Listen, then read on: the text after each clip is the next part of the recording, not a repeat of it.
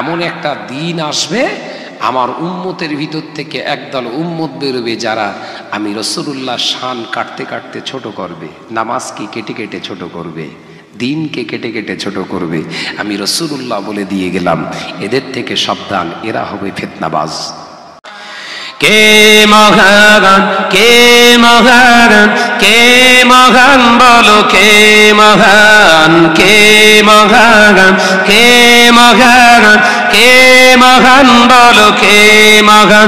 আকাশের নীলিমা, রাতের পূর্ণিমা, কোকিলের কুহু গান, বলো কার দান।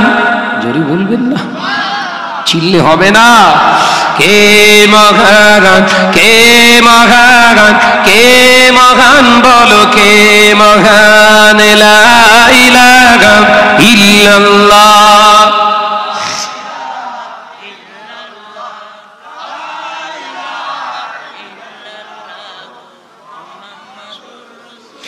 যার প্রেমে দিন শেষে রাত আসে ঘুরে ফিরে, যার নামে আকাশ হতে বৃষ্টি ঝরায় অঝরে। জোরে বলবেন না, একটু চিল্লে বলবেন না।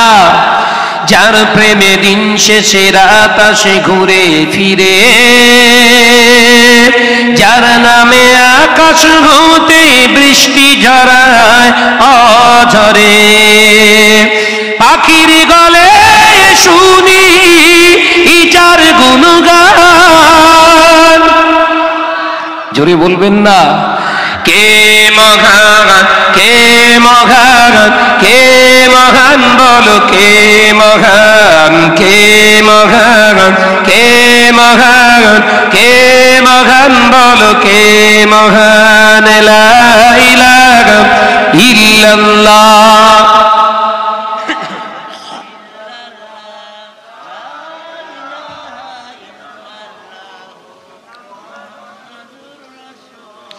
যার প্রেমে নদী ছুটে দূর থেকে বহু দূরে, যার নামে ঢেউয়ের তরঙ্গ শোনা যায় ওই সাগরে। জোরে বলবেন না। নারে তাকবীর, নারে তাকবীর। যার প্রেমে নদী ছুটে দূর থেকে বহু দূরে, যার নামে শোনা যায় ঢেউয়ের তরঙ্গ সাগরে। নদীর জলে শুনি যার কলতান। জোরে বলবেন না, চিল্লে বলবেন না। কে মহান, কে মহান, কে মহান বলো, কে মহান, কে মহান, কে মহান, কে মহান বলো, কে মহান। লা ইলাহা ইল্লাল্লাহ। পড়ো বাবা, পড়ো। লা ইলাহা ইল্লাল্লাহ। যার প্রেমে ডানা মেলে পাখি ওড়ে আকাশ পানে, ঝরনারা বয়ে চলে যার নামে গানে গানে। জোরে হবে না। যার প্রেমে ডানা মেলে পাখি ওড়ে আকাশ পানে, ঝরনারা বয়ে চলে যার নামে গানে গানে। সবখানে শুনি যার স্লোগান। কে মহান, কে মহান, কে মহান বলো, কে মহান, কে মহান, কে মহান, কে মহান বলো, কে মহান। লা ইলাহা ইল্লাল্লাহ।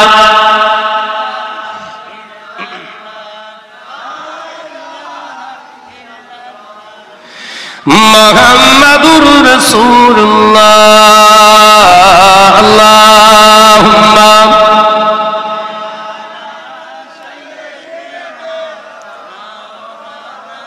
হযরতে খাজা গরিবে নওয়াজ এসে ওই যেখানে আজকে আজমির শরীফ নাম, ওই জায়গাটার নাম হচ্ছে আজমগড়।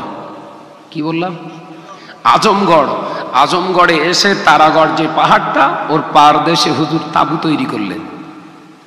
তাঁবু তৈরি করে হুজুর সঙ্গী সাথীদের বললেন, তোমরা সাইটে কোনো কান দেবে না, যদি কেউ কোনো কথা জিজ্ঞাসিত হয় আমাকে করবে, আমি উত্তর দেব, তাদের সঙ্গে আমি ফাইট করব, তোমরা না। তোমরা যার জন্য এসেছো তার ইবাদাতে মগ্ন হয়ে থাকো। একবার জোরে বলো। খাজা গরিব নওয়াজের আশাতেই ফকির ফাকরা লোক, যে শর্টকাট ফরা লোক নয় তো, ফকির ফাকরা লোক যখন এসে তারাগড় পাহাড়ের পার দেশে এসে জেকের শুরু করে দিয়েছে, তারাগড় পাহাড়টা থাকতে পারিনি। মুসলমান জেকের করছে, থাকতে পারিনি। ওই জেকেরের মশগুল তারাগড় পাহাড়টাও দুলতে শুরু করেছে। জোরে বলবেন না? তারাগড় পাহাড়টা যখন মাথা দুলিয়ে দুলিয়ে জেকের করছে, পৃথিবীরাজ চৌহান তখন ভয় খেয়ে গেছে। ভূমিকম্প শুরু হলো নাকি? হ্যাঁ, ভূমিকম্প শুরু হলো। খাজা গরিব নওয়াজের আশার আগমনের বার্তা কানে পৌঁছালো যে 17 জনের একটা কাফেলা এসেছে। সেই ফকির ফাকরা নিচেই কি করছে, আর পাহাড় নড়ছে। তারাগড় পাহাড়টা দেখেছেন কত বড়? গেছেন আজমিরে? আজমির শরীফে বিশাল বড় পাহাড়। আমি গিয়েছি, আল্লাহ দেখিয়েছেন, আছে, এখনো দাঁড়িয়ে আছে। কেন জানেন? আল্লাহ ধ্বংস করে দিতে পারতেন। এই আমরা যারা ইমানদারের বড়ত্বয় দেখাই, আমাদের শিক্ষার জন্য, যে তোর জেকেরে তারাগড় পাহাড় নাই, তামাম কায়নাত মাথা দোলাতে পারে, তুই আমার হ, আমি আল্লাহ তোর করে দেবো। একবার জোরে বলেন। খাজা গরিব নওয়াজ মাইনুদ্দিন চিশতি আজমির রহমাতুল্লাহ আলাইহি কাছে 7 জনের একটা বিরাট দল এসে অস্ত্র শস্ত্র নিয়ে বললেন, এই ফকির, तुम कहाँ से आया है, तुम्हारा पता बता दो, কোত্থেকে এসেছো, তোমার ঠিকানা বলো, অ্যাড্রেস বলো। খাজা গরিব নওয়াজ আরবিয়ান মানুষ, হিন্দি তো জানে না, আরবিয়ান মানুষ। হুজুর আমার জবাব দিচ্ছেন, এবার আল্লাহ জবান খুলে দিয়েছে হিন্দি। একবার জোরে বলেন। তামাম কায়নাত তো তানার নিচে, তিনি যেটা চাইবেন আল্লাহ বললেন ওর চাওয়াটা হলো আমি আল্লাহ, আমার চাওয়া। একবার জোরে বলেন। জবাব দিচ্ছেন, হাম आया है मोहम्मद सल्लल्लाहु अलैहि वसल्लम का शहर से, हम आए हैं इसीलिए ये जमीन जिसकी है उसी का গোলাম बनने के लिए और बनाने के लिए। একবার জোরে বলুন। কথা বুঝতে পারছেন তো নাকি? হ্যাঁ, আমরা এসেছি এই জন্য, হিন্দুস্তানের জমিনে আল্লাহর ইবাদত হবে। এই গোটা বিশ্বের সব মানুষ হলো আল্লাহর দাস, আল্লাহর গোলাম। তাই কার যদি ইবাদত করতে হয় তারই করুক, সেই আল্লাহর। একবার জোরে বলুন। ভাইরা আমার, নজনেরা, যুবকেরা, ওই সময় দৌড়ে দৌড়ে গিয়ে পৃথিবীরাজ চৌহানের কাছে সংবাদ দেয়া হলো, হুজুর জাপানা, এখানে আল্লাহর ধ্বনি শুরু হয়ে গিয়েছে। খাজা গরিব নওয়াজকে মারার জন্য 400 সৈন্য পাঠানো হলো। ও নজনেরা, 400 সৈন্যের ঘোড়ায় সওয়ার হয়ে হাতে তলোয়ার নিয়ে বল্লম সড়কিয়ে দিয়ে হুজুরের দিকে এগিয়ে আসে। হুজুরের 16 জন সঙ্গী হুজুরকে বললেন, হুজুর ওরা আমাদের মারতে আসছে, জানে মেরে দে বলে। আল্লাহর ওলি বললেন, বাবা, মৃত্যুটা তো সহজ নয়, মৃত্যুর মালিক তো আমার আল্লাহ। আল্লাহ যদি চায় অবশ্যই আমরা চলে যাব, আর আমার আল্লাহ যদি না চায়, তাম পৃথিবী যদি একদিকে হয়ে যায়, আমাদের এতটুকু খেলাতে পারবে না, জোরে হবে না। ইমানের মজবুতি দেখেছেন? বদরের ময়দানের ইমান তারাগড় পাহাড়ের নিচে ইমান মিলে যাচ্ছে, কিন্তু তারাগড় পাহাড়ের নিচের ইমান মুসলমানের, আমাদের ইমান মেলে? মারে নি খাচ্ছি, শুধু বলছে দিদির দোষ, মুদির দোষ, আর আমরা যেন পুরো সুফি সদরউদ্দিন। পরের দোষ দেওয়ার আগে আয়নায় মুখটা দেখো, মানুষের মুখ আছে আর না পোড়া হনুমান হয়ে গেছ তুমি? কি খাওনি তুমি? না হুজুর আমি 5 ওয়াক্ত নামাজ পড়ি, হ্যাঁ, আর তসবিহ তেলাওয়াত করি, তাহাজ্জুদও পড়ি। পনের শাদি বন্ধ হবে কবে? ওরা যে পোঁছা বুড়িয়ে খাচ্ছ, পনের শাদি, হ্যাঁ, ঘরের বউগুলোকে মহিলা সমিতিতে লাগিয়ে দিয়েছ, বন্ধন গ্রুপে লাগাচ্ছ, ওরা বন্ধ হবে। হুজুর শোনে না, কি বলছে হুজুর শোনে না। তাহলে তোর নাম মুসলমান পুরুষ রেখেছিস কেন? হিজড়া রাখ।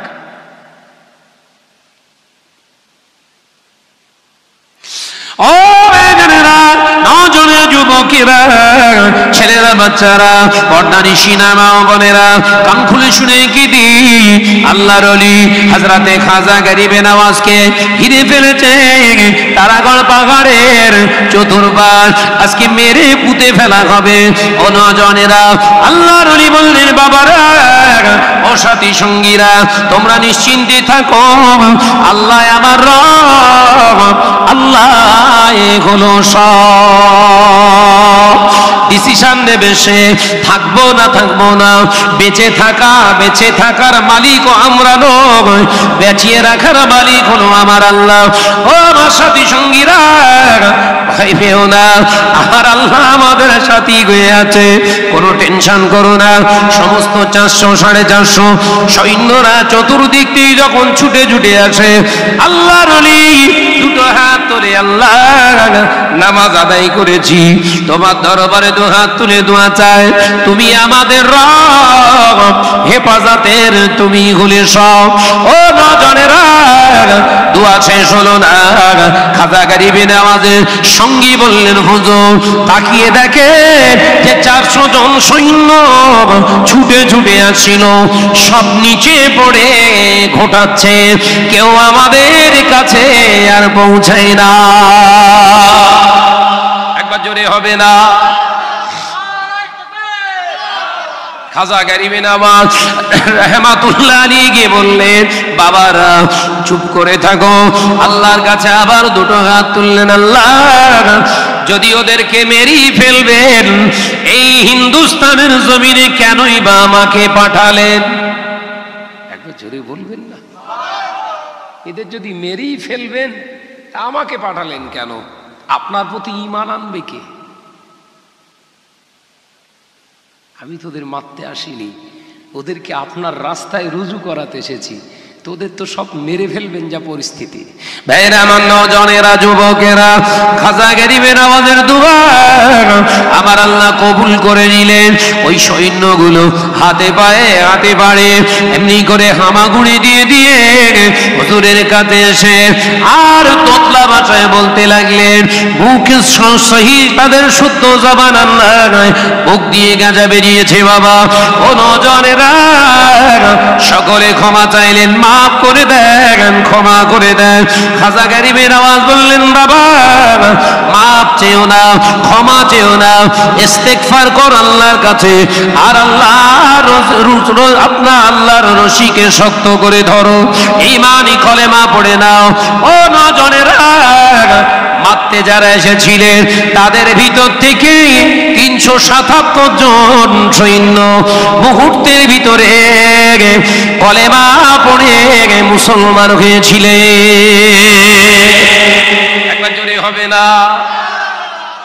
ইসলামের উপরে যারা আঘাত হানতে এসেছে, হয় তারা ধূলিসাৎ হয়েছে, নতুবা ইসলামের ছায়াতলে আশ্রয় নিয়েছে। একবার জোরে বলে।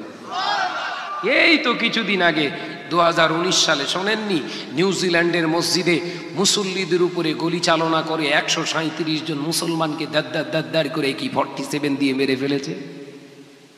হ্যাঁ, শোনেননি? যেদিনে 37টা কলেমার মুসলমানকে গুলি করে নবীর উম্মাতকে কমানোর চেষ্টা করেছিল একজন ডারপোক, আমার আল্লাহ ডারপোককে জবাব দিয়ে দিয়েছে, 37 জন মুসল্লি মেরে তোর কোনো ফায়দা হবে না। 1 থেকে 2 ঘন্টার ভিতরে 450 অন্য ধর্মের মানুষ ইসলাম কবুল করে নিয়েছে। একবার জোরে বলেন। ইসলামটা কারুর তৈরি করা ধর্ম না, কথা বুঝতে পারছেন না? ইসলামটা কাছ থেকে আসা ধর্ম না। ইসলামটা পৃথিবীর কোনো মানুষের তৈরি করা গল্প না। ইসলামটা হলো ইন্নাদ-দীনা ইনদাল্লাহিল ইসলাম। আল্লাহ বলছে নিশ্চয়ই আমার কাছে পছন্দনীয় দিন হলো আমার ইসলাম। জোরে বলছেন না? আল্লাহ বলছে আমার পছন্দনীয় দিন ধর্ম হলো ইসলাম। আল্লাহর পছন্দের উপরে যদি কেউ কারুর পছন্দ করতে চায়, ও মার খাবে না? খাবে না? এমন একটা দিন আসবে আমার উম্মতের ভিতর থেকে একদল উম্মত বেরোবে যারা আমি রাসূলুল্লাহ শান কাটতে কাটতে ছোট করবে, নামাজকে কেটে কেটে ছোট করবে, দিনকে কেটে কেটে ছোট করবে। আমি রাসূলুল্লাহ বলে দিয়ে গেলাম, এদের থেকে সাবধান, এরা হবে ফিতনাবাজ। আমার নজরেরা, যুবকেরা, ছেলেরা, বাচ্চারা, পর্দানিশী মা বোনেরা, আল্লাহর ওলি খাজা গরিবে নওয়াজকে মারতে পারলো না, উল্টো আঘাত যারা করতে এলো প্রত্যেকেই অধিকাংশ তারা ইমানের কলেমা পড়েছিল। ও নজরেরা, পর্দানিশী মা বোনেরা, আল্লাহর ওলির মারার জন্য জাদুকর ফিট করা হয়েছিল। নাম তার যোগীপাল, জয়পাল যোগী।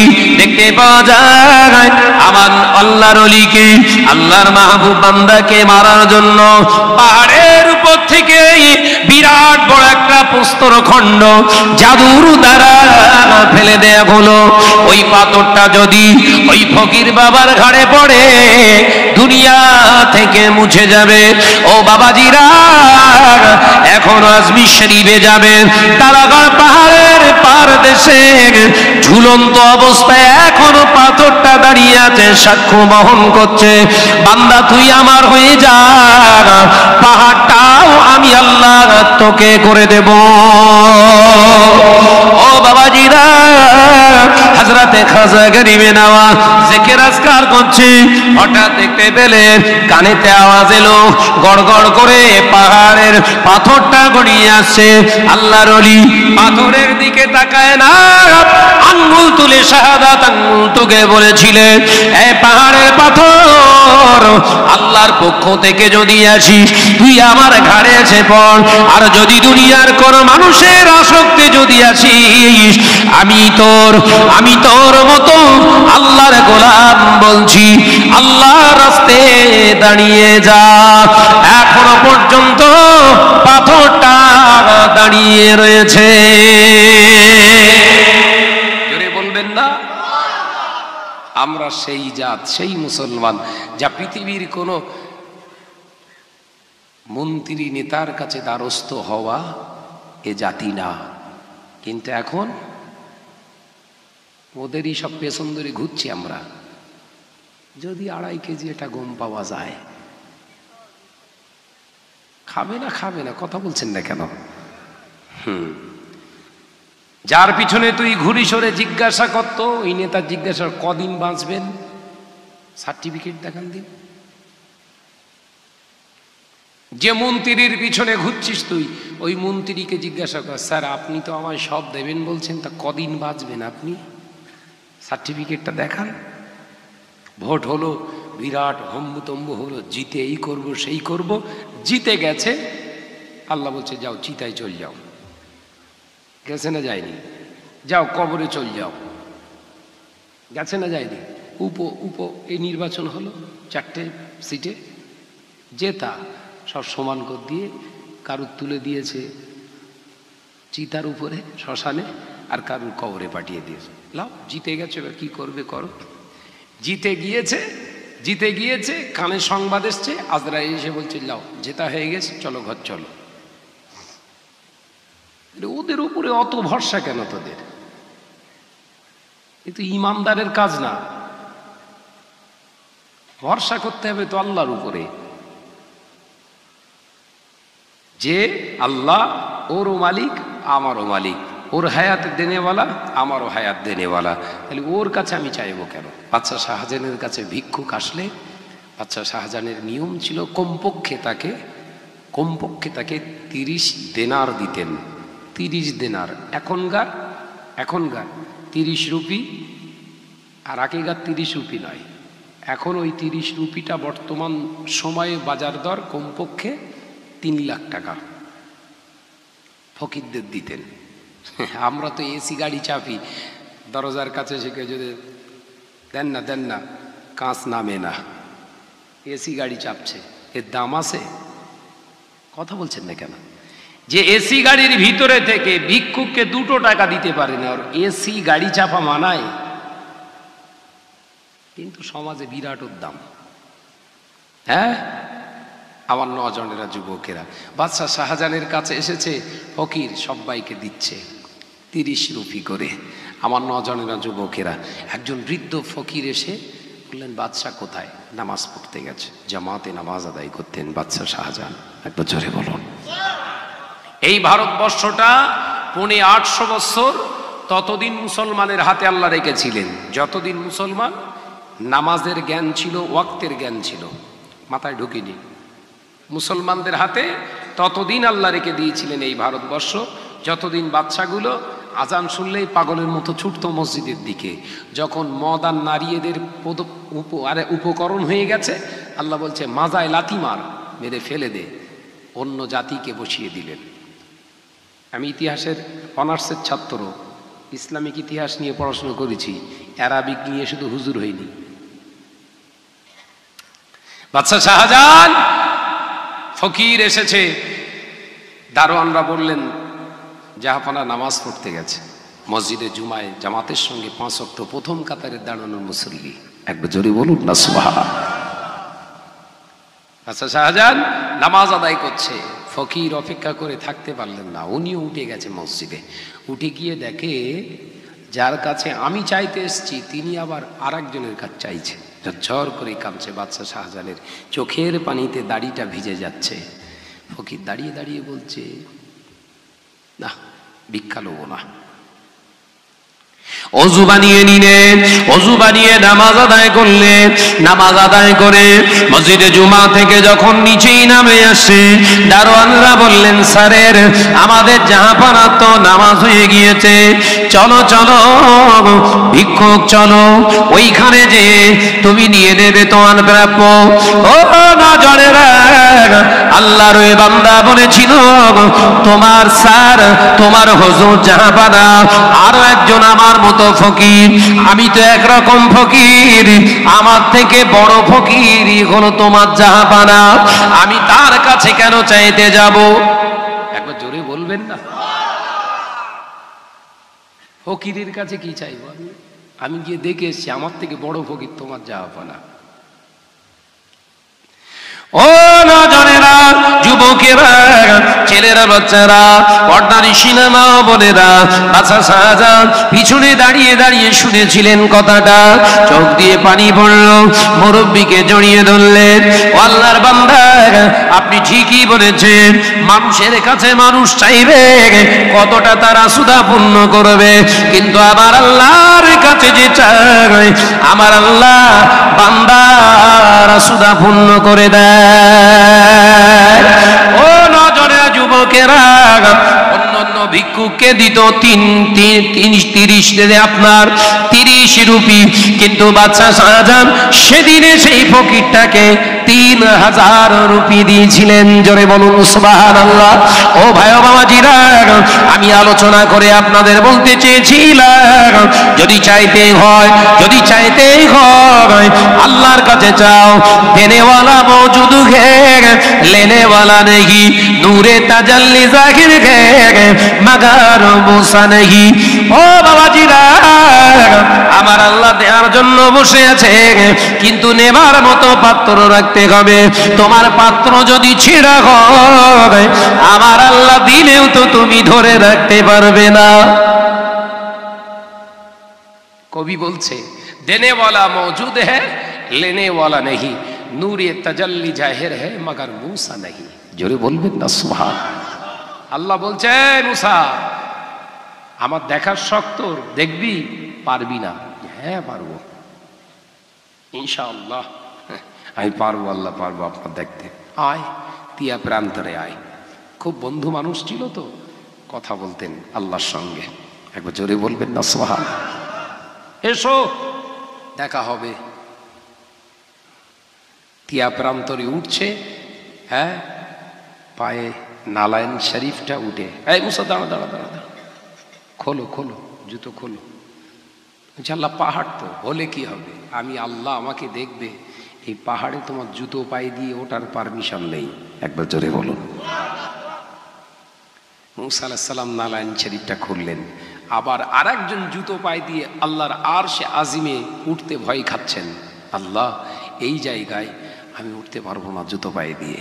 আল্লাহ আওয়াজ করে বললেন, হাবিব, আপনি যদি জুতো পায়ে না দিয়ে আজকে আরশে আজিমে না আসেন, আমার আরশে আজিম তো বেকার হয়ে যাবে। একবার জোরে বলেন। সেই নবীর উম্মত আমরা, একবার জোরে বলবেন না? একজনের জুতো পায়ে দিয়ে পাহাড়ে ওঠা নিষেধ, আর একজনের জুতো না খুলে আরশে আজিমে পা রাখা হুকুম। আপনি পায়ে দিয়ে আসুন, আপনার জুতোর নিচে ধুলো নেওয়ার জন্য আমার আরশে আজিম অপেক্ষায়। একবার জোরে বলুন। সেই উম্মতের কৃষ্টি কালচার দেখলে কুকুর কাঁদছে। ঘরের ছেলেরা চুল কেটেছে, কুকুরের সামনে গিয়ে দেখে ও দাঁত সেট খাচ্ছে। মাথার চুল দেখে, কথা ঠিক মতো জোরে বলেন রে বাবা। কুকুর চিন্তা করছে আমার থেকে বড় জন্তুর নাকি হারা। হ্যাঁ, ছি ছি ছি ছি ছি ছি। মুসলমানের অ্যাটিটিউড, কৃষ্টি কালচার এত জঘন্য হয়ে গেছে। ঘরের ছেলেরা চুল কেটেছে, এ সাইডে পুরো নেড়া, এই সাইডে চুল ঝুলছে এই চোখের এইখানে। কুকুরও দেখে কি জোর ডাকতেছে। আমি বলছি আর কুকুর দেখতেছে, বলছে ভাইজান বলা যাবে না, আপনি আপনার স্টেজে বলবে না। আমি সব বলে এসে তুই বল, দেখতেস কেন? বলছি ভাইজান আমি চুল এরকম করে দিয়েছি, ও ভয় খেয়ে গেছে বোধ হয়। ভয় খাইনি, ওর রাগ হচ্ছে যে আমি কুকুর, আমার অপরের কুকুর তুই। ছি ছি ছি ছি। ছেলেদের চাহিদা কোথায় চলে গেছে? হ্যাঁ, আল্লাহ রসুল বললেন, মান তাশাব্বাহা বিকওমিন ফাহুয়া মিনহুম, রাওয়াহুল মুসনাদে আহমদ। রাসূলুল্লাহ পাক সাল্লাল্লাহু আলাইহি ওয়াসাল্লাম বললেন, ইহুদি নাসারা বেদিন বেঈমানদের মতো তোমরা অনুকরণ করবে না। যার অনুকরণে তোমরা জীবন তৈরি করবে, লেবাস পরবে, খাওয়া দাওয়া করবে, তাদের সঙ্গে কিয়ামতের দিন হাসর হবে। আল্লাহ রসুলের চুল কাটা সব দিকে সমান। একবার জোরে বলবেন না? রাসূল পাকের চুল কাটতেন কি সব দিকে সমান, ছোট বড় করে চুল কাটাচ্ছে ইহুদিদের, নাসারাদের, তাদের। এটা আমাদের ঘরের ছেলেরা বলছে ভাইজান রোনাল্ডো ছাড় দিয়েছে। হ্যাঁ হ্যাঁ হবে তো, দাদা তো রোনাল্ডো তো দাদা, তুই ছাড় দে না দাদার ছাড়। দাদার সঙ্গে হাসর হবে, মার ফ্রি টক টাইমে খাবি, কবরে ঢোক। ঘরের ছেলেরা সব প্যান পরে, কোন নবীর উম্মতের সুন্নত জানি না, সব ছেঁড়া, হাঁটুর এখানে এইখানে এখানে সব ছেঁড়া। ঘরের মেয়েরা সুন্নত আদায় করছে, কোন নবী সাহাবী বোধহয় এরকম জামা পরেছিল কি জানি না আমি, নাউযুবিল্লাহি মিন যালিক। জামা এইখানে ছেঁড়া, পিঠির এইখানে আবার গোল করে ছেঁড়া। বলছি তো তুই জামা পরি এইখানে ছেঁড়া কেন? বলে ভাইজান সব ঢেকে রাখলি হয়, মানে খরিদ্দার ধরবে। চরিত্র দেখেন, ওই রকম পিস মরলেই আমরা আবার আসবো, আমাদের মতো সব পিস আছে, আছে না নাই? জান্নাতে পৌঁছে দিন। ফেরেশতারা বলছে হ্যাঁ পৌঁছে দেবো, হুজুর তুই আগে ঢোক। মানে হুজুরকে আগে পেটাবে। কার জন্য দোয়া চাচ্ছিস? ও বেজনেরা, নজরে যুবকেরা, ছেলেরা, বাচ্চারা, আল্লাহ নবী মুসা আলাইহিস সালাম আল্লাহ তাআলা দেখার আশা নিয়েছিলেন। ও বাবাজিরা, আমার আল্লাহ বললেন জুতা খোলো, এরা মুসা কালিম, জুতা খোলো। আমার মুসা, আমি আল্লাহ বলছি, আমার দেখা তো দূরের কথা, আমার 70,000 দূরের পর্দার ভিতর থেকে আমি আল্লাহ আমার রহমতি নূর একটু জাহিরি করলাম। ধরে নাও, দেখার সাহস থাকে তো দেখে নাও। নূর বহিঃপ্রকাশ হলো, মুসা আলাইহিস সালাম মাথা গুনে জমিনে পড়ে গেল। আল্লাহকে দেখা তো দূরের কথা, 70,000 নূরের পর্দা থেকে নূরের ছটা মুসার চোখ নিতে পারল না। একবার জোরে হবে না? মুসা আলাইহিস সালাম বেহুশ হয়ে পড়ে গেছে, আর সে বিরাট পাহাড়টা সুরমা মানে ছাই হয়ে গেছে, পুড়ে ছাই হয়ে গেছে। মুসা আলাইহিস সালামের জ্ঞান ফেরালেন জিবরিল আমিন। ভাই মুসা কি ব্যাপার? বলে কিছু বুঝতে পারলাম না, মাথা ঘুরে গেছে। আল্লাহ আওয়াজ দিয়ে বললেন, এ জিবরিল আমিন তুমি কথা বলো না, আমি বলছি। দেখেছো? আরে আল্লাহ ভুল হয়ে গেছে। আর দেখবো না, একবার জোরে বলেন না। কিন্তু আমার নবী, আপনার নবী, দিন ও দুনিয়া বাদশাহ হাবিবুল্লাহ, নবী জনাবে মুহাম্মদ রাসূলুল্লাহ সাল্লাল্লাহু আলাইহি ওয়াসাল্লাম, নবী আমার, আল্লাহ তাআলা হাবিব দয়ার নবীকে জিবরিল আমিন সপ্তম আসমানের উপরে নিয়ে গিয়ে বললেন, ইয়া রাসূলুল্লাহ, ইয়া হাবিবাল্লাহ, হুজুর আর আপনি চলে যান, আমি আর যেতে পারবো না, এই পর্যন্ত আমার হলো দেয়াল, এখান থেকে যাবার আমার হুকুম নাই, কারণ এরপরে যদি 1 ইঞ্চি পরিমাণে আমি এগিয়ে যাই, আমার 70,000 পালকগুলো পুড়ে শেষ হয়ে যাবে, আমি জিবরিল আমিন ধ্বংস হয়ে যাব, এখান থেকে যাবার আমার হুকুম নাই। আমার আল্লাহ তাআলা হাবিব জানায়, ও ভাই জিবরিল আমিন, আমি তাহলে কি করে যাব? আল্লাহর ফেরেশতা জিবরিল আমিন বলেন, ইয়া রাসূলুল্লাহ, হাবিবাল্লাহ, হুজুর আপনি চিন্তা করবেন না, এখানে যে নূর নির্মিত আছে, আমার আল্লাহ সৃষ্টি নূর, এই নূরটা আপনার ঊর্ধ্বে নয়। একবার জোরে হবে না? এখানে যে নূর আছে, এই নূরে আপনার ক্ষতি করতে পারবে না। এখানে যে নূর আছে আপনার জিসমের থেকে অনেক কমজোরি। একবার জোরে বলে। কিছু কিছু মানুষ বলে নবী আমাদের মতো, বলে না? এই বলে না, বলে না, জোরে বলেন, নবী আমাদের মতো। ভাই, নবী যদি আমাদের মতো মানুষই হবে, সেদিন তো জিবরিল আমিন নূরের তৈরি, তিনিও নূরের তৈরি, সেদিনে জিবরিল আমিন যেতে পারলেন না, নবী কেন যেতে পারলেন? এর জবাব চাইবেন। কথা বুঝতে পারছেন না? জাতিকে অধঃপতনে নিয়ে চলে যাচ্ছে। রাসূলুল্লাহ বলে গেছেন, বাবা সাহাবীরা, একদল আমার উম্মত বেরোবে, নাপিত মুসলমান। কি মুসলমান? নাপিত মুসলমান। নাপিত মুসলমান কি জানেন? নাপিতের কাজ হলো চুল বড় করা, তাই তো? কথা বুঝতে পারছেন না? হ্যাঁ, ছোট করা, কেটে কেটে ছোট করা। সমাজে চলছে, সমাজে চলছে। তারা কোরআনের রেফারেন্স দেয়, দেয় না? আনা বাশারুম মিসলুকুম বলে না, একটা আয়াত বলে না, নবী আমাদের মতো, নবী আমাদের মতো, নবী আমাদের মতো। নবী বলেছে, আল্লাহ বলছে, হাবিব আপনি বলেন আমি তোমাদের মতো বাশার, মানুষ, কিন্তু আমি রাসূলুল্লাহ, নিজে মুখ দিয়ে আমি রাসূলুল্লাহ কোনোদিন বলি না আমি তোমাদের মতো মানুষ। একবার জোরে বলুন। যারা হজ পাকে গিয়েছে, এখনো পর্যন্ত রওজাতুম মিরিয়াজুল জান্নাতে বড় বড় আরবিতে অক্ষরে লেখা আছে, রাসূলের এখানে উচ্চ আওয়াজে কথা বলা হচ্ছে হারাম। একবার জোরে বলো। তোমার মতো মানুষ হবে তো মাইকে চেল্লাচ্ছে, এটাও তো হারাম। কথা বলছেন না কেন? বোঝার ব্যাপার আছে। দাড়ি টুপি আর বড় জুব্বা দেখলে ভাই ঝাঁপালি হবে না। ইবলিসও মাঝে মাঝে ওই রকম রূপ ধারণ করে। ইবলিস সব কিছু নকল করতে পারে, পারে না একটা, সেটা হলো আমার নবী। একবার জোরে বলুন। একবার জোরে বলবেন না? তাই সাবধান হতে হবে। একজন ছাড়া বাকি সবার যখন নকল করতে পারে, আমাদের ভেবে চলতে হবে। বড় জুব্বা, বড় টুপি, বড় পাগড়ি দেখে ঝাঁপ মারলে হবে না, কেটে ছোট করে দেবে। আলোচনা অসুবিধা হচ্ছে নাকি? মাঝে মাঝে ইঙ্গিত দিয়ে যাচ্ছি, বুঝে নেন। ভাইরা আমার, নওজোয়ানেরা, যুবকেরা, ছেলেরা, বাচ্চারা, পর্দা নিশিনা মা ও বোনেরা, আল্লাহর ফেরেশতা জিবরিল আমিন জানিয়ে দিয়ে গেলেন, ও বাবাজিরা, আল্লাহর আরশে আজিমে যাবে কি করে? জিবরিল আমিন বললেন, ইয়া রাসূলুল্লাহ, হাবিবাল্লাহ, আপনার জন্য এতক্ষণ ছিল বোরাক, এই বোরাক আপনাকে আর এই সপ্তম আসমানের উপরে নিয়ে যেতে পারবে না, এ উপরে ঝলসে যাবে। কিন্তু ইয়া রাসূলুল্লাহ, ইয়া হাবিবাল্লাহ, এবার আপনার জন্য আমার আল্লাহর বড় নিয়ামত রফরফ, অর্থাৎ একটা মুসাল্লা পাঠিয়ে দেয়া হবে। ওই মুসাল্লার উপরে আপনার নারায়ণ শরীফ সহ আপনি উঠে যান, ওই রফরফ আপনাকে আমার আল্লাহর কাছ পর্যন্ত নিয়ে যাবে। রফরফ। এই হাদিসটির নকল করে কিছু নাটক সমাজে চালু করেছে, সিরিয়াল চালু করেছে। আলিফ লায়লা,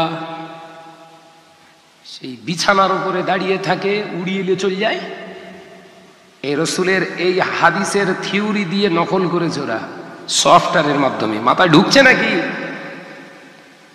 এ রফ রফ আবিষ্কার করেছে। রসুল পাক সাল্লাল্লাহু আলাইহি ওয়াসাল্লামের ঠিক ওইভাবে একটা মুসাল্লা দেয়া হলো, আরশে আজিম থেকে বয়ে আসছে। আল্লাহ নবী পা রাখতে ভয় খেলেন। আমার আল্লাহ হযরতে আবু বকর সিদ্দিক রাদিয়াল্লাহু তাআলা আনহুর আওয়াজের মতো নকল করে বললেন, হাবিব বন্ধু ভয় খাবেন না, এটা আপনার জন্য আয়োজন। একবার জোরে বলুন। বিশ্বনবী একা চলে গেলেন। তাহলে নূরের ফেরেশতা, নূরের বোরাক ওখানে দাঁড়িয়ে রইল, বন্ধুর সঙ্গে বন্ধুর দিদার। একবার জোরে বলবেন না? ভাইরা, আমার নজনেরা, যুবকেরা, ছেলেরা, বাচ্চারা, আল্লাহ তাআলা হাবিব আমার আল্লাহকে যে সালাম করলেন, আমার আল্লাহকে যে সালাম করছে, প্রথম দেখাতেই আল্লাহকে সালাম দিতে হবে। আত্তাহিয়াতু লিল্লাহি ওয়াসসালাওয়াতু ওয়াত-তাইয়্যিবাতু আসসালামু আলাইকা আইয়ুহান নাবিয়্যু ওয়া রাহমাতুল্লাহি ওয়া বারাকাতুহু। পড়েন না? কোথায় পড়েন? দাঁড়িয়ে দাঁড়িয়ে দাঁড়িয়ে না, আত্তাহিয়াত শেষ বৈঠকে নয়, 4 রাকাত নামাজে 2 বার পড়তে হয়। যে আত্তাহিয়াত সঙ্গে সঙ্গে আমার নবী আমার আল্লাহকে সালাম দিচ্ছেন। একবার জোরে বলুন। ও নজনেরা, যুবকেরা, ছেলেরা, বাচ্চারা, আমার আল্লাহ তাআলা হাবিবের দিকে লক্ষ্য করে আমার আল্লাহ জানিয়েছিলেন, আসসালামু আলাইনা ওয়া আলা ইবাদিল্লাহিস সালিহিন। হাবিব আপনি আমার উপরে তো সব কিছু পড়লেন, আর আমি আল্লাহ আপনার উপরে শুধু পড়লাম না, আসসালামু আলাইকা আইয়ুহান নাবিয়্যু ওয়া রাহমাতুল্লাহি ওয়া বারাকাতুহু। ও বাবাজিরা, আমার আল্লাহ জানিয়ে দিলেন, হাবিব রে আমি আল্লাহ তাআলার রহমত করুণা যত কিছু দিয়ে আমার আপনার উপরে নাযিল করলাম, আর আপনার সলিহিন উম্মতদের উপরে নাযিল করে দিলাম। জোরে বলেন। তাহলে সমস্ত নিয়ামতের অধিকারী কিন্তু আমরা, পৃথিবীর কোনো উম্মত নয়, পৃথিবীর কোনো উম্মত নয়। আল্লাহ কোরআনে আবার বলছেন, কুনতুম খায়রু উম্মতি উখরুজাত লিন-নাস। আমার আল্লাহ কোরআনে জানিয়ে দিলেন, ও বিশ্বের মানবরা, আমি আল্লাহ জানিয়ে দিলাম পৃথিবীর জমিনে সমস্ত নবী আলাইহিস সালামের হায়াত ছিল বেশি, উম্মতদের হায়াত ছিল বেশি, কিন্তু আপনার হায়াত কম হাবিব, আপনার উম্মতের হায়াত কম। আমি আল্লাহ ছোট জিনিসের ভিতরে বড় বড় নিয়ামত ঢুকিয়ে রেখে দিয়েছি। ছোট্ট একটা চিপ, নাম দিয়ে 500 জিবি। এই কথা বোঝে না, এইটুকান না, বলছে 500 জিবি। 500 জিবি মানে কতটা? বলছে ও আপনি যা পারেন ভরেন, কিচ্ছু শেষ হবে না। আল্লাহ উম্মতের হায়াত বাড়িয়ে দেয়নি, কমিয়ে দিয়েছে, কিন্তু ছোট হায়াতের ভিতরে টোটালটাই ঢুকিয়ে দিয়েছে। একবার জোরে বলে। তবুও বেঈমানি, তবুও সুদ ছাড়া মুসলমান চলতে চাইছে না। বলছে হচ্ছে না, তুই সুদে টাকা তোল। ও শাহনাজ ভাইয়ের ওয়াজ রাখদিন, হবে না। ভাইরা আমার, নজনেরা, যুবকেরা, ছেলেরা, বাচ্চারা, পর্দানিশিনা মা বোনেরা, আল্লাহ নবী দিন ও দুনিয়ার বাদশাহ হাবিবুল্লাহকে, নবী জনাবে মুহাম্মদ রাসূলুল্লাহকে সাল্লাল্লাহু আলাইহি ওয়াসাল্লাম দয়ার নবী চুক্তি মেরে রইলেন। সমস্ত কথা তো পতন হলো, আমার আল্লাহর সঙ্গে সব কথাবার্তা হয়েছে বাবা, কিন্তু আমার নবীর মনটা যেন খারাপ। আমার আল্লাহ প্রশ্ন করলেন, আমার হাবিব আপনি চুক্তি মেরে রয়েছেন, আপনি বলুন আপনার মনের ভিতরে আপনি কি রেখে দিয়েছেন আমাকে জানান। আল্লাহ নবী বললেন, হে রাব্বি আল্লাহ, আজকে আমি আপনার সঙ্গে সাক্ষাৎ করলাম, আপনার সঙ্গে আমার মুআমালাত হলো, সাক্ষাৎ হলো, দিদার হলো, কথা হলো। আমি যখন দুনিয়ায় ফিরবো, আমার উম্মতেরা যদি বলে ইয়া রাসূলুল্লাহ, ইয়া হাবিবাল্লাহ, আমরা আমাদের আল্লাহকে দেখব, আমি সেদিনে সেই সময়ে কি জবাব দেব? আমার আল্লাহ বলেছিলেন, হাবিব আপনি চিন্তা করবেন না, আমি আমি আল্লাহ বলছি আসসালাতু মিরাজুল মুমিনিন, আপনার উম্মতদের জন্য আমি নামাজ দিলাম, ওরা যখন নামাজে দাঁড়াবে আমি আল্লাহর সঙ্গে ওরা কথা বলতে পারবে। জোরে হলো না? আসসালাতু মিরাজুল মুমিনিন, এটা হাদিস না, বলো হাদিসে কুদসি, একবার জোরে বলবেন না? হাবিব উম্মতের জন্য নামাজ পাঠিয়ে দিলাম, আপনার উম্মতরা নামাজের মুসাল্লায় দাঁড়াবে, আমি আল্লাহ, আমাকে ওরা দেখবে। একবার জোরে বলুন। দেখেছেন মুসা আলাইহিস সালাম বেহুশ হয়ে পড়ে গেল, পাহাড় ফুঁড়ে সরমা হলো, ছাই হলো, দেখার সৌভাগ্য হলো না নবী মুসার। আর আল্লাহ বলছে উম্মতি মুহাম্মাদীদের জন্য পুরো ছাড়। একবার জোরে বলেন। তবুও নামাজের ধার ধারে না। হাজার হাজার টাকার জলসা, শাহনাজ ভাই আসলে আমি একাই 15,000 টাকা দেবো। মাগরিবের আজান হচ্ছে, চ হবে না, বাড়িতে বিরাট লোক কুটুম রয়েছে, আলোচনা মাথায় ঢোকাতে পারিনি। এই যে 15,000 টাকা দান করলো, আর ওই দাঁড়িয়ে দাঁড়িয়ে মেহমানদারি করে নামাজ কাজা করলো, ও মার খাবে না? খাবে না? আমাদের ঘরের ছেলেদের বোঝাতে চাইছি, বুঝছে না। মেহমানদারি তুই কর, যে কটা কুটুম মেহমান এসছে ওদেরকে ধরে নিয়ে মসজিদে ঢোকা।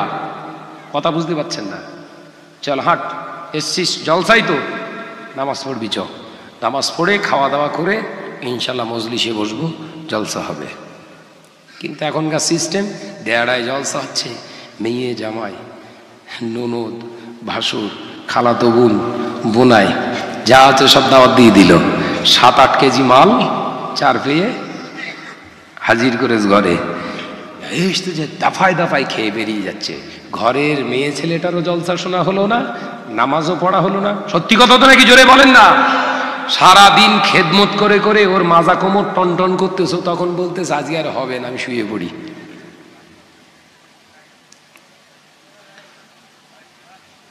আমি কি ভুল ভাল বকতিস নাকি? অত সহজ নাকি?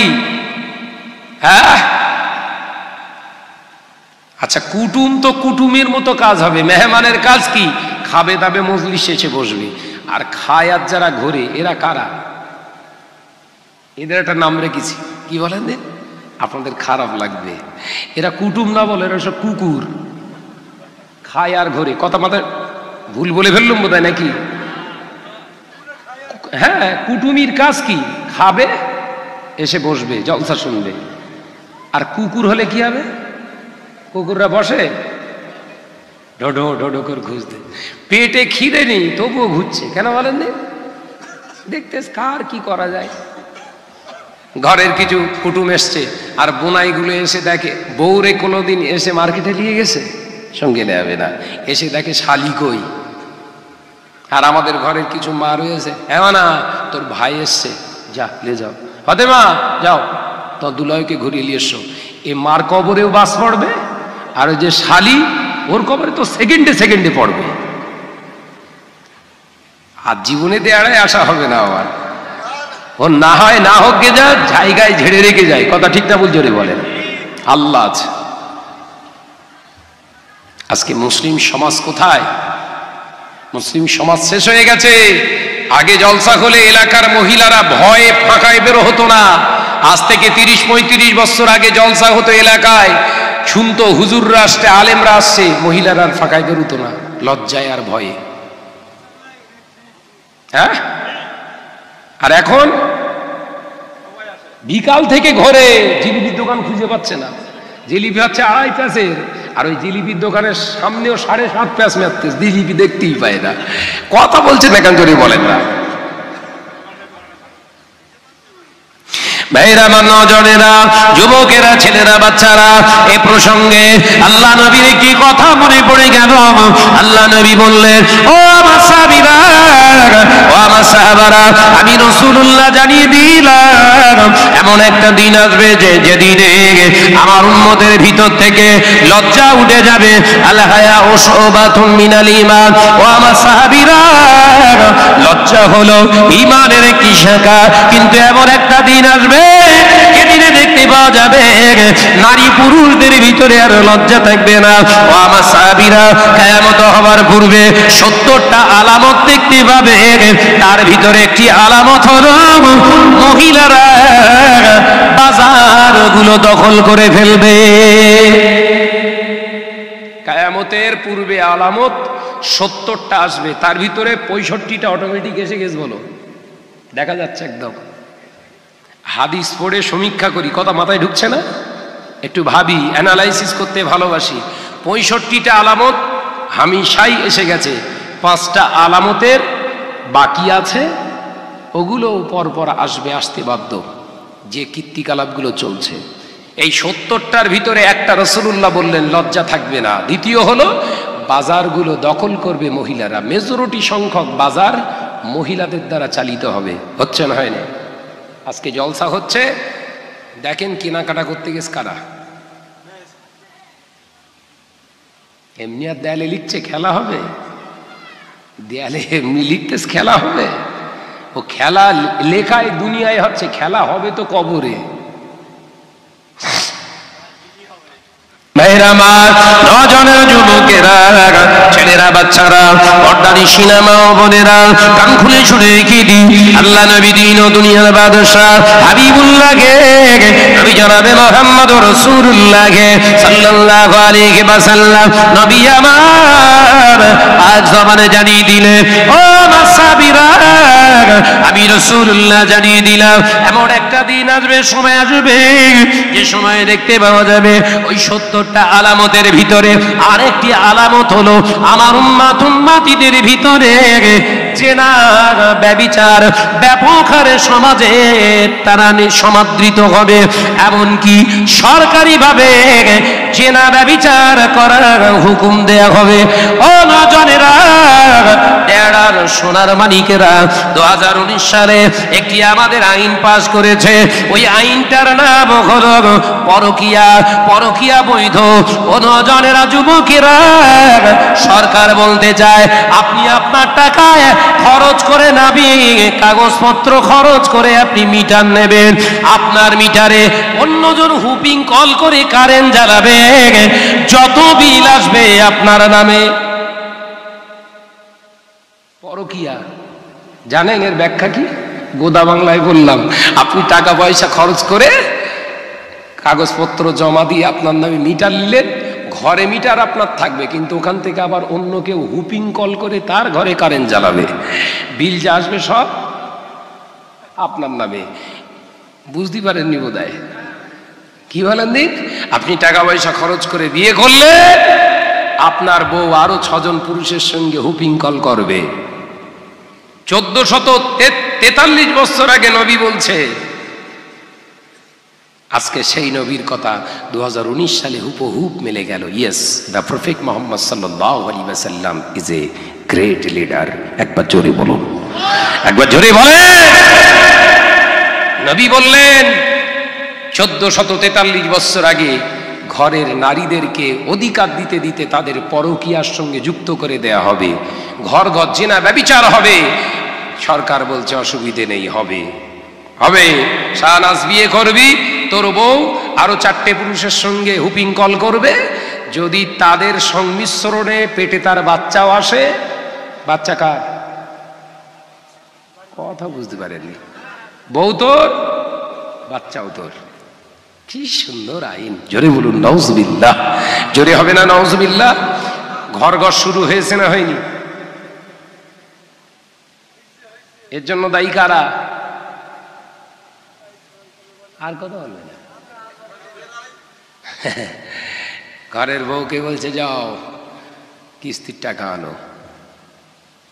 আছে সার তো না, ষাঁড়। মহিলা সমিতির ষাঁড়গুলো এসে বসে থাকে আর আমাদের গাভীগুলো ওখানে হাজির হয়। হ্যাঁ, 12-14টা করে বউ প্রত্যেক সপ্তাহে ষাঁড়ের সামনে বসে মিটিং করছে। তাকিয়ে দেখে শাহনাজের বউ দেখতে ভালো। ভাবি তুমি ওখানে বসবে না, আমার পাশে বসো তো। কথা ঠিক না? জোরে বলেন না। হ্যাঁ, বাড়ি এসে গল্প করছে, স্যার বিরাট যত্ন করে আমার, বুঝলে, ও ভেড়া, ও তো আর ভাই নি, ও তো ভেড়া। তাই বিরাট যত্ন করে। ভেড়া যে আবার ওই দেয়াড়া মুড়ে চায়ের দোকানে বলছে, জানিস তোর ভাবির সঙ্গে বিরাট খাতির স্যারের। ও জুতো কোন দিক দিয়ে মারবেন? হ্যাঁ, আল্লাহ নবী দিন ও দুনিয়ার বাদশাহ হাবিবুল্লাহকে নবী জনাবে মুহাম্মদ রাসূলুল্লাহকে সাল্লাল্লাহু আলাইহি ওয়াসাল্লাম পাক জবানে জানিয়ে দিয়ে গেলেন, ও আমার সাহাবীরা আমি রাসূলুল্লাহ জানিয়ে দিয়ে গেলাম, না না না হে আমার সাহাবীরা আমি রাসূলুল্লাহ জানিয়ে দিলাম, শুনে রেখে দাও, তিনটি শর্ত মেনে যদি কোনো পুরুষ বিবাহ করে, তিনটি শর্ত মেনে যদি পৃথিবীর জমিনে কোনো পুরুষ যদি বিবাহ করে, আমি রাসূলুল্লাহ জানিয়ে দিলাম তার বিবিটা কোনোদিন অবৈধ সম্পর্কে জড়িত হতে পারবে না, তার বিবিটা কোনোদিন পাপাচারে লিপ্ত হতে পারবে না। জোরে বলুন সুবহানাল্লাহ, আরো জোরে বলুন সুবহানাল্লাহ। পুরুষের বিয়ে করার জন্য রাসূলুল্লাহ বললেন, আর রাজুলু নিকাহু শর্তুন সালাসা। বুখারী শরীফের একটা পাঠ, হাদিসের একটা ছোট্ট ইবারত বলছি। আল্লাহ রসুল বললেন, পুরুষরা বিয়ে করতে চাইলে তিনটে শর্তর ভিতরে দেখতে হবে। কটা? জোরে বলো বাপ, জোরে বলো। সব তিনটে শর্ত রেখে বিয়ে টিয়ে করেছেন তো? জম্মের করা করে সব। হ্যাঁ, তিনটে শর্ত রেখে যে বিয়ে করে, ইন্টারন্যাশনাল ফকিরির মতো কোনোদিন শ্বশুরির কাছে বলবে না 50 লাগবে। কি বলিস রে? হ্যাঁ, নবী বললেন, শুনবেন কড়া শর্ত। পুরুষ বিয়ে করতে গেলে তিনটে শর্ত তার ভিতরে দেখো, তবে তার হাতে মেয়ে দাও। তাহলে তোমার মেয়ে সঠিকভাবে ধর্ম নীতি আদর্শ মেনে চলতে পারবে, আমি রাসূলুল্লাহর আদর্শ তার ভিতরে প্রতিষ্ঠিত করতে পারবে। একবার জোরে বলেন। হ্যান্ডসাম চেহারা, হ্যাঁ হ্যান্ডসাম, নাম রেখে যাবার হ্যান্ডসাম। হ্যান্ডসাম কি? ও বসে মূর্তি পেচ্ছাপ করতে পারে না। কথা বোঝা যাচ্ছে না? কুকুর তবু একটা ঠ্যাং তুলে ফেলাস করে, ও বসতে পারে না। এমন একটা প্যান্ট পরেছে, ও যদি বসে পেশাব করতে চায় হয় ওর কোঁচড়ে নইলে মাথায়। এই কথাটা জোরে বলেন না। যে প্যান্টগুলো এই সব বনেসে পরে রয়েছে, বসে পেশাব ফিরতে পারবে? অত সহজ? কিয়ামত হয়ে যাবে, বসে ফিরতে পারবে না। এই কথা বলছেন না কেন? জোরে বলেন। যে এই ইসলাম বললেন, হ্যাঁ, যে প্যানগুলো পলছে, যে প্যানগুলো পড়ছে ঘরের ছেলেরা, টোটালটাই হারাম। অথচ এরাই টাকা পয়সা দিয়ে জলসা দিয়ে আমাদেরকে ভাড়া করে। আমরা একবারও ওই প্যানের বিরুদ্ধে ওয়াজ করিনি। কেন? যদি দাওয়াত না হয়, দরকার নেই, তোরা যা করছিস কর। মুর্দা জান্নাতে যাবে না জাহান্নামে যাবে দেখার দরকার নেই, আমার শুধু মাল হলেই হবে। এই হুজুরগুলো আগে যাবে জাহান্নামে, কথা মাথায় ঢুকছে না? তোর হুজুরগিরি জম্মের মতো বার করে দেবে। ফেরেশতারা শুধু মুগুর পালিশ করতে হুজুরির জন্য। হুজুর মারা গেছে, হাঁকছে, আর ফেরেশতারা বলছে, আল্লাহ কাজ হয়েছে বলো। ফেরেশতারা বলছে, হ্যাঁ, বড় হুজুর যখন খেদমতে যেন কোনো কষ্ট না হয়। হুজুরের কবরে শুধু ঢুকিয়ে চলে যাবে আর মাস শুরু করবি। হ্যাঁ, হুজুরকে যখন কবরের ভিতরে ঢুকিয়ে দিয়েছে, ফেরেশতারা বলছে, আল্লাহ চলে এসছে, খেদমত করো। খেদমত করবে কি দে? মুগুর। মাস শুরু করেছে, এদিকতে মারে ওদিকে দৌড়ো, ওদিকতে মারে এদিকে দৌড়ো। দুটো ফেরেশতা তো কালা আর গোঙা, কথা বলতে পারবে না আর কানে শুনতেও পাবে না। হুজুর চেল্লাচ্ছে, ওরা দেখতে পাচ্ছে কিছু একটা করছে বলে। একটা ফেরেশতা জিজ্ঞাসা করছে, হুজুর এরম চেল্লাচ্ছে কেন? হারা ফেরেশতা, ভাই এরম চেল্লাচ্ছে কেন? বলছে, মার বোধহয় কম হচ্ছে, আরো মার। তোর হুজুরগিরি জম্মের মতো বার করবে। 27টা বছর ধরে জলসা করলি, কমিটির ছেলেদের এখনো লেবাস ঠিক করা ওয়াজ করতে পারলি নি? জানোয়ার মার্কা হুজুর। ভুল বলে ফেললুম। এই হুজুরগুলোই আগে মার খাবে। রাসূল পাকের দরবারে কোন সাহাবী আসলে তার ভিতরে ত্রুটি থাকলে রাসূলুল্লাহ অন্য ওয়াজ বন্ধ করে দিয়ে তার ত্রুটি নিয়ে ওয়াজ করতেন। একবার জোরে বলবেন না? এক জোরে হবে না? এরা কি কমি দিয়েছে আমাদের? কি কমি দেয়? সবকিছু হাত পূর্ণ করে, পেট পূর্ণ করে খানা দেয়, ভালোবাসা দেয়। হ্যাঁ, বিনিময়ে এদের কি দিয়েছি? ওয়াজ মনে হচ্ছে দিক ঘুরে যাবে। এই যা চেল্লাচ্ছে মনে হচ্ছে ওয়াজ ঘুরবে এদিকে। এদিকে যদি ঘোরে তা কিচ্ছু আর রাখবো না, পুরো গোড়া শুদ্ধ তুলে দেবো। আমার চেনে না। একদম আওয়াজ করবেন না, যা বসে আছেন থাকেন। আমি সে আলোচনা কোথায় ছিলাম? তাহলে রসুল বললেন, আর রাজুলুন নিকাউ শর্তুন সালাসা, কোন পুরুষ যদি বিয়ে করতে চায়, আমি রসুলুল্লাহ বলছি, তার ভিতরে 3টে শর্ত অবশ্য তোমরা দেখে নাও। কন্যার পিতারা, ওখানে দালাল ফিট করো না, সব দালালে চলছে, দালালে চলছে। হ্যাঁ, ও নাম রেখেছে আবার উকিল। ভাই ও কোন কোর্টে চাকরি করে? ও দালালের নাম রেখেছে কি? উকিল। ওকে জিজ্ঞাসা করছি কোন কোর্টে, বলছি না কোর্টে চাকরি করে না। তাহলে ওর উকিল নাম হলো কেন? এরা সব বনেছে। শরিয়াতের পরিভাষায় ওর 2টো নাম আছে, এক হয় ঘটক বল, আর নইলে দালাল। হয় ঘটক, কি ঘটাবে তার ঠিক নেই। কথা বুঝাচ্ছেন? কথা ঠিক না বলছো রে? বলেন না। ছেলের সঙ্গে যুক্তি করেছে, ছেলের বাপের সঙ্গে দেখাশোনায় আসবে ওরা, মেয়ের বাপ। ওরা যা প্রশ্ন করবে তুই বলবি, আর আমি পাশে বসে থাকবো, তার থেকে একটু বাড়িয়ে বলবো, তাহলে কাজটা হবে।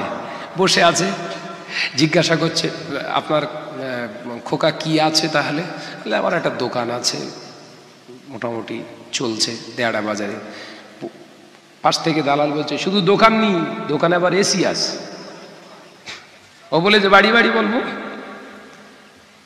ছেলে কেসে ফেলেছে। তখন মেয়ের বাপ জিজ্ঞাসা করছে, খোকা তোমার এই কাশিটা হয় নাকি সময় সময়? বলে ওই আর কি কাশি হয়। পাশ থেকে উকিল বলছে, শুধু কাশি হয় না, মাঝে মাঝে মুখ দিয়ে রক্ত ওঠে। দালাল ফিট করবে, এরকম বাস পড়বে। ভাইরা, আমার নজরেরা, যুবকেরা, ছেলেরা, বাচ্চারা, পর্দা নিশিনা মা বোনেরা, আল্লাহ নবী পাক জবানে জানিয়ে দিয়ে গেলেন, ও কন্যার পিতারা, আমি নবী আমার 1-2 কন্যা নয়, আমি নবী পৃথিবীর জমিনে 4 কন্যার পিতা। আমি নবী 4টি কন্যাকে পর ঘরে করেছি। পৃথিবীর কোন পুরুষের ক্ষমতা হয় না আমার কন্যার চেহারাকে গোটা পৃথিবীর মানুষের সামনে তুলে ধরতে। কারণ আমি যে ছেলেদেরকে হাতে তুলে দিয়েছিলাম, আমার জামাতা এক একটা হলো আকাশের নক্ষত্র। আরো জোরে বলুন সুবহানাল্লাহ। আসহাবিকান নুজুম, তারা হলো আসমানের এক একটা উজ্জ্বলতম নক্ষত্র। ও আমার সাহাবীরা, তাই বলছি, তোমরা যখন কন্যাদের বিয়ে দেবে, ওই ছেলেদের কাছ থেকে জিজ্ঞাসা করে নিও ও 3টি ওর ভিতরে আদর্শ আছে কিনা।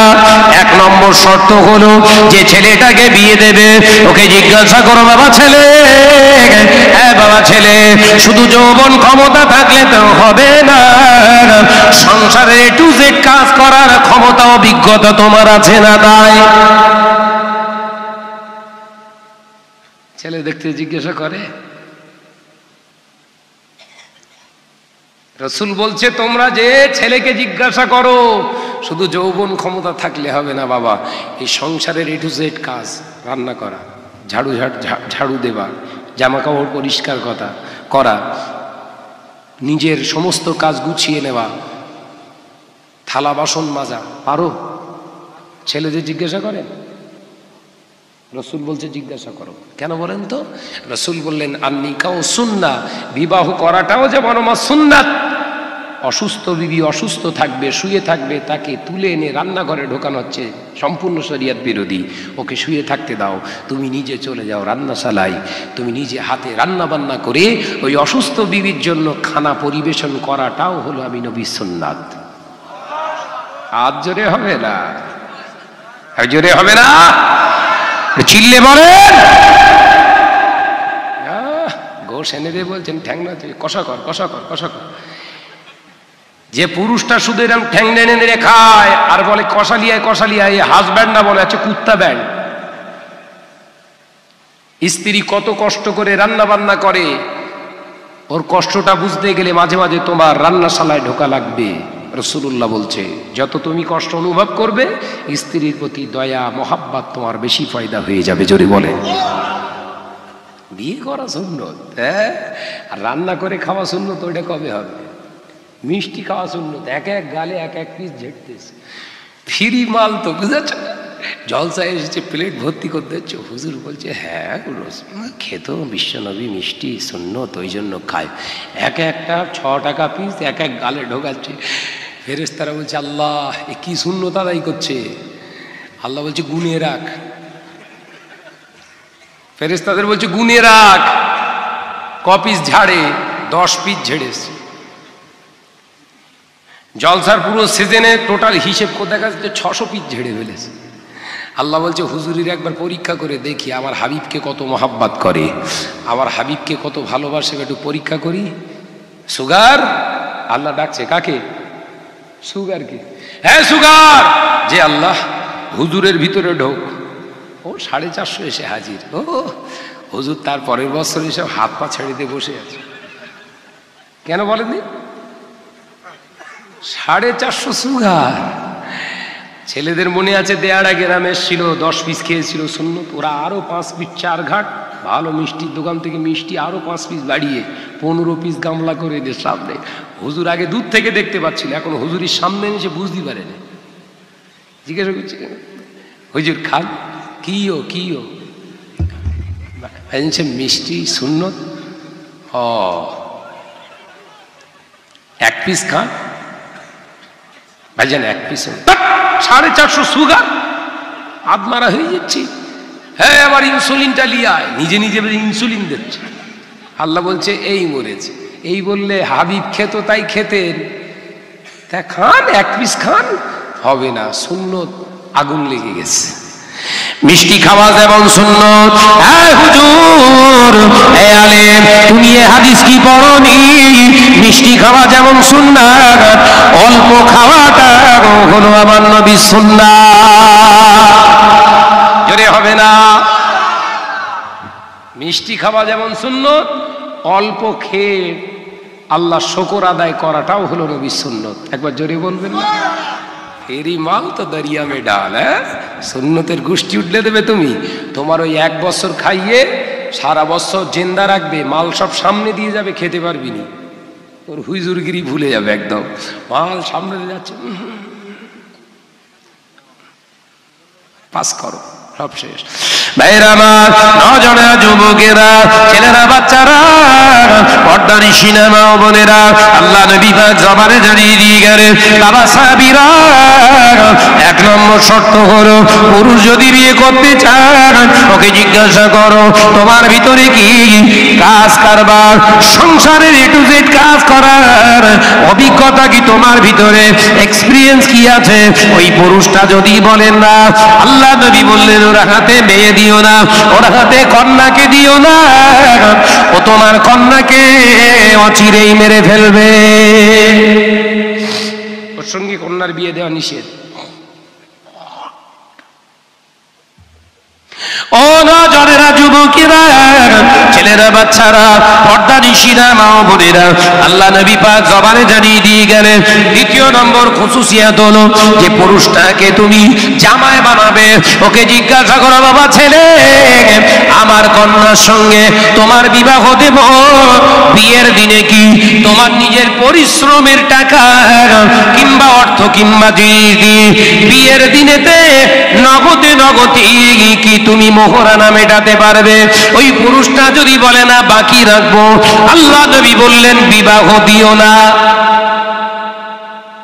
সব নগদে দিয়েছেন তো? এই মোহরানা সব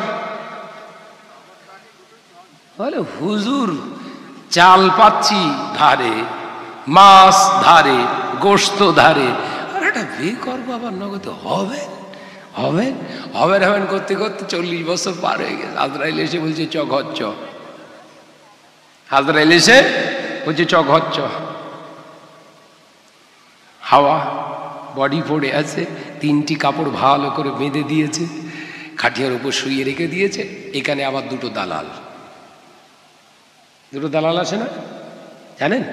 দেখেন মেলেন, আমি সারাজ বলছি মিলছি কি দেখেন। 2টো দালাল ঘুসঘুস ঘুসঘুস করে গিয়ে ভাবির কাছে বলছে ভাবি আহ ভাই খুব ভালো মানুষ ছিল গো, যা হয়ে গেল আর কি হবে, সব আল্লাহর ইচ্ছা, তুমি ভাবি ওই আল্লাহর হস্তে মাফ করে দাও। এই দালাল আছে আপনার দিকে? আছে আছে, হ্যাঁ সব জায়গায় দালাল রয়েছে, আর এখানে থাকবে না? ভাবি তখন মনের কষ্টে 40 বছরের একসঙ্গে বিছানায় থাকা যার অভ্যাস, সে আজকে ওই কাপড় পরে শুয়ে আছে, ভেতরটা জ্বলে যাচ্ছে, না তো বলতে পারছে না, ক্ষমা করব বলতে পারে? লোক সমাজে একটা চক্ষু লজ্জা আছে, ইজ্জতের ব্যাপার। ও তখন হাত দুটোতে আল্লাহ রাস্তে মাফ করে দিলাম, আল্লাহ রাস্তে মাফ করে দিলাম, আল্লাহ রাস্তে মাফ করে দিলাম। এটা কি কথা বলছেন? এটা কি? জীবনে হবে না, জীবনে হবে না। খেলা হবে এমনি আর এই দেয়ালে লিখতেছে। বলছেন আল্লামা রুহুল আমিন রাহমাতুল্লাহ আলাইহি হুজুরাবাদ ফতোয়ার কিতাবে পরিষ্কারভাবে জানিয়ে দিলেন যে পুরুষগুলো বিবাহ করার সময় মোহরানা মেটায় না, ওই অবস্থায় যদি মোহরানা না মিটিয়ে মারা যায়, কিয়ামত পর্যন্ত ওর কবরের ভিতরে জিনাকারীদের শাস্তি দেয়া হবে। শুধু তাই না, আল্লাহ হুজুর বলছে কিয়ামতের দিন ওই পুরুষগুলোকে জিনাকারীদের কাতারে ঘোষণা হবে। জোরে বলুন নাউজুবিল্লাহ। তাহলে বাকি যাদের আছে, আজকে জলসা হয়ে গেলি কারোর সঙ্গে প্রকাশ করার দরকার নেই ভাই। এই দিনা হচ্ছে গোপন দিনা, কথা ঠিক না? বল জোরে বল না ভাই। জলসা শেষ হয়ে গেলেই একদমকে জমিলার মারকে জড়িয়ে ধর, যে তুই আমারে মাফ কর, নলে খবর খুব খারাপ। দেখবেন ও হেসে ফেলবে, খালি খাওয়া খাই, ছাড়ো না, আল্লাহ রাস্তে মাফ করে তোমার কবে দিয়ে দিয়েছি। রাসূল বললেন তুই নাজাত পেয়ে গেলি। একবার জোরে বলুন। জোরে হবে না? আর দুটো একটা ভাবি এখনো ফোন করে, ভাই জান আমি কিন্তু মাফ করব না, আমার দিতে হবে। এদিনকে দেখি একজন ফোন করেছে, আমি আর বলবো না এলাকার নামটা, বলছে ভাই জান আমি মাফ করব না। কেন বলেন দিন? কেন? বলে ও সব বোন এসে নামাজ কালাম কিচ্ছু করে না, আর ওর মাফ করে কি হবে? যা হবে কবরে হবে। ও যদি দিয়ে যায় ভালো, নইলে খবর খুব খারাপ। তাহলে ভাইকে বলেন তাহলে। বলছে একদিন বলেছি, বলছে তুই মাফ করলি নাই না করলি কিছু যায় আসে না আমার মনে। ও কবরও মানে না, কথা বুঝতে পারছেন না? চিন্তা করেন। আজকে থেকে সাবধান হন। যাদের বাকি আছে আজ রাতে যে ক্ষমা চেয়ে না, নইলে দেওয়ার মতো ক্ষমতা থাকলে দিয়ে দেন। এটা হচ্ছে বিশাল বড় দিনা, কথা বুঝতে পারছেন না? এটা হচ্ছে বিবির হক নষ্ট করবেন, খবর খুব খারাপ। ভাইরা আমার, নজনেরা, যুবকেরা, ছেলেরা, বাচ্চারা, পর্দানিশিনা মা বোনেরা, আল্লাহ নবী দিন ও দুনিয়ার বাদশা হাবিবুল্লাহকে, নবী জনাবে মুহাম্মদ রাসূলুল্লাহকে সাল্লাল্লাহু আলাইহি ওয়াসাল্লাম পাক জবানে জানিয়ে দিলেন, ও আমার সাহাবীরা, ও আমার সাহাবারা, আমি রাসূলুল্লাহ জানিয়ে দিলাম তৃতীয় নম্বর শর্ত, যে পুরুষটাকে তুমি জামাই বানাবে ওই পুরুষটাকে জিজ্ঞাসা করো, বাবা ছেলে আমার কন্যাকে তোমার সঙ্গে বিবাহ দেব, আমার কন্যার ভরণ পোষণের দায়িত্ব কি তুমি নিতে পারবে? ভরণ পোষণ মানেই নয় ভালো ভালো খানা খাওয়ানো, ভালো ভালো পোশাক পরিধান করানো, ভালো ভালো গহনা পরানো, এর নাম ভরণ পোষণ নয়। আমার মেয়ে যদি বেনামাজিনী হয়, তাকে নামাজিনী করানোর দায়িত্ব তোমার থাকবে। আমার কন্যা যদি বেহায়া হয়ে যায়, নির্লজ্জ হয়ে যায়, যদি হেজাবি না হয়, তাকে হেজাবিনী বানানোর দায়িত্ব তোমায় নিতে হবে। ও বাবাজিরা, আল্লাহ নবী বললেন এই তিনটি দায়িত্ব নিয়ে শর্ত মেনে যদি আপনার কন্যাকে আপনি ওই পুরুষের হাতে তুলে দেন, আপনার মেয়ে কোনোদিন জাহান্নামে যাবে না। একবার জোরে হবে না? তাই পুরুষদের সঙ্গে নারীদের বিয়ে দেওয়ার আগে কন্যার বাপেদের দায়িত্ব এই তিনটে জিনিস বুঝে নেওয়া। এই তিনটে জিনিস যদি বুঝে না নেন, তাহলে বাপের দায়িত্ব কিন্তু আপনি পালন করেননি, এর জন্যও কিন্তু আপনি দায়ী। কিয়ামতের দিন আপনার নাজাত নাই। কথাটা বোঝাতে পারলাম? ছেলে জিজ্ঞাসা করতে এসছে, দেখতে এসছে, মেয়ে জিজ্ঞাসা করছে, মা কোরআন পড়তি জানো? পারে। খতম? 37 খতম, 37 লাইন পড়ি। হ্যাঁ, ওই মেয়েকে ওইভাবে জিজ্ঞাসা করো না, ওই মেয়েকে ওইভাবে জিজ্ঞাসা করার নিয়ম নয়। আজকেকার তো গরু ছাগলও বোধহয় ওর থেকে ভালো দেখে। হ্যাঁ, মেয়ে দেখতে গেছে, বন্ধুর সঙ্গে নিয়ে গেছে, বন্ধু 6 জন বন্ধু, সম্পূর্ণ হারাম। শাহনাজ বিয়ে করবে, অনলি শাহনাজ দেখতে যাবে, ওর বাপ দেখতে যেতে পারে, ওর মা দেখতে যেতে পারে, ওর নানা নানি, ওর দাদা দাদি, এছাড়া আদার্স পুরুষ নট অ্যালাউ। মাথা ঢুকছে না? সব শেষ করে ফেললো। হ্যাঁ, 6 জন বন্ধুর সঙ্গে সঙ্গে করে নিয়ে দেখতে গিয়েছে, ওই 6 জন বন্ধুর ভিতরে একজনের পছন্দ হয়ে গেছে। বলো, দেখতেছে শাহনাজের জন্য গেছে, আর কিছু বলছে না, চুপ করে পেশাব ফেরার নাম করে বাইরে বেরিয়ে গিয়ে ওর বাপের নাম বললে হাজির। এসে বলছে তোর পছন্দ হয়েছে? শাহনাজ বললো না। বলে আমারও পছন্দ হয়নি, কিন্তু নাম্বার নিয়ে বসে আস। বললো ওই কিন্তু গিয়ে পকেট মারবে। কথা বুঝতে পারছেন না? দেখা যাচ্ছে বিয়ের দিন ঠিক হয়ে গেছে, ওই যা দেখতে নিয়ে গেছিল ওর সঙ্গে পালিয়ে গেছে। রাসূলুল্লাহ কেন হারাম করেছে? বেগানা পুরুষদের নিয়ে দেখতে যাবা কন্যাদেরকে হারাম কেন করেছে শরিয়াত? তোমার সেফটির জন্য। একবার জোরে বলবেন না? জোরে হবে না? কিছু কিছু সব পুরুষেরা ছেলে মেয়ে দেখতে যায়, এরম চুল টানে। আবার কন্যার মাথার, মেয়ের মাথার চুল পুরুষে টানছে, ওর হাত কেটে ফেল। মাথায় ঢুকছে না? কন্যা দেখতে গেছে 6 জন পুরুষ, তার সামনে আবার হেঁটে হেঁটে হেঁটে হেঁটে যেতে হবে। যাও, হেঁটে যাও। কি হচ্ছে বাবা? বাবাজি, কন্যা হেঁটে হেঁটে যাও, মেয়ে হেঁটে হেঁটে যাচ্ছে, 6টা পুরুষ দেখছে। হালাল না হারাম? কথা বলছেন না কেন? কন্যা দেখতে এসছে, টিপ কপালে দিয়েছে, ঠোঁট পালিশ দিয়েছে। এখন আবার সে প্যারিস পট্টি পাওয়া যায়, ওই মেরেছে। প্যারিস আর পট্টি যত ঘষেছে সব এই থোবড়ার ভেতরে, হ্যাঁ, ঘষে এসছে। এটাও হারাম, সম্পূর্ণ হারাম। মুসলমান এখনো সাবধান হও। কন্যা যদি তোমায় দেখতে হয়, তোমার মা বাপকে সঙ্গে নিয়ে যাও, দাদা দাদি বেঁচে থাকে যদি তাদের সঙ্গে নিয়ে যাও, নতুবা তোমার নানা নানি যদি বেঁচে থাকে তাদেরকে নিয়ে যাও।